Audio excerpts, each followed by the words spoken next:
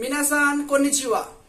আমাদের আজকের টপিক তো পার্টিকেল। খুবই ছোট্ট এবং সুন্দর একটি পার্টিকেল, তো বোঝাও খুব সহজ।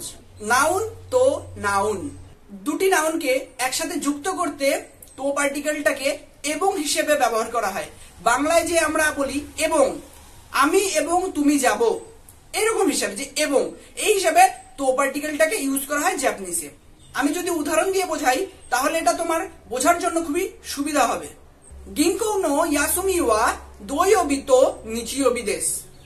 ব্যাংকের ছুটি শনিবার এবং রবিবার। ইন্দো তো নিহন গা সুকি দেশ। ইন্দো মানে ভারত এবং জাপান পছন্দ করি।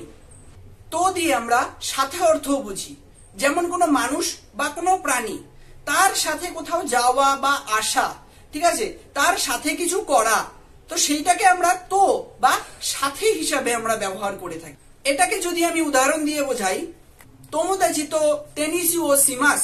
বন্ধুর সাথে টেনিস খেলবো। খাজুকু তো নিহনে ইকিমাস। পরিবারের সাথে জাপান যাব। কোদোমো তো নিওয়া দে আসুবি মাসিতা। বাচ্চার সাথে বাগানে খেলা করেছিলাম।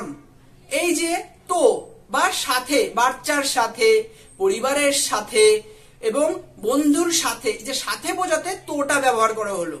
তাহলে তো এর আমরা দু রকম ব্যবহার বুঝলাম। একটা হচ্ছে তো দিয়ে আমরা সাথে, কারো সাথে বোঝাতে ব্যবহার হয়। আরেকটা তো এর সাহায্যে আমরা একটা নাউনের সাথে আরেকটা নাউন জুড়তে আমরা তো ব্যবহার করে থাকি, যেমন এবং হিসেবে আমরা তো ব্যবহার করে থাকি। এর মধ্যে একটা নোটস আছে, একা একা কোথাও যাওয়া বা আসা বোঝালে হিতরিদে ব্যবহৃত হয়। হিতরিদে মানে একা। তো এটার যদি একটা আমি উদাহরণ দিই, সেটা হলো হিতরিদে নিহনে খিমাসিতা। একা একা জাপানে এসেছিলাম।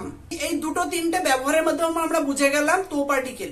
ভিডিওটি যদি ভালো লেগে থাকে তাহলে অবশ্যই লাইক, কমেন্ট এবং সাবস্ক্রাইব করবে। ভিডিওর কোন পার্টটা তোমার ভালো লাগলো সেটা কমেন্ট করতে পারো। তো আজকে এখানেই শেষ করা যাক। Bye bye, sayonara.